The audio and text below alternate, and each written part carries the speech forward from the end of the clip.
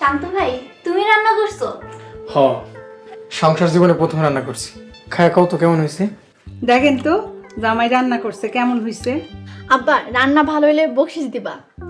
একদম কথা বলবি না, আমার এইসব কিছুই ভালো লাগতেছে না। আব্বা, আমার হাতে রান্না খেলে আপনি চাঙ্গা হয়ে যাবেন। তাড়াতাড়ি দাও দেখি কেমন রান্না করছো। বাহ অনেক মজা হয়েছে।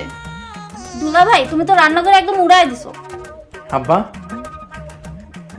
আম্মা, আপনি কিছু একটা কন। মোটামুটি ভালোই হয়েছে। থ্যাঙ্কস গড, তুমি আমার নতুন জীবনে মান সম্মান রাখছো। এই আমার কোনো কিছু কথা বলো না। হ্যাঁ,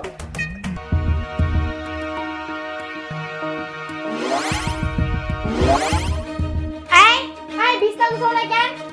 এই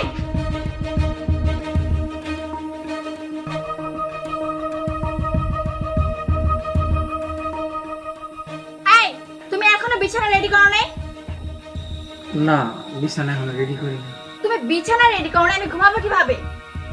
সারাদিন কাম করছি তো, শরীর আর চলতেছে না। শরীর চলতেছে না মানে? যাও যা বিছানা করো তাড়াতাড়ি করো। ওই সেরি, তুই আমার পোলারে দিয়ে আর একটা কামও করাবি না। আমার জামাই ওরে দা যা ইচ্ছা আমি তাই করাবো, তুমি বলার কে?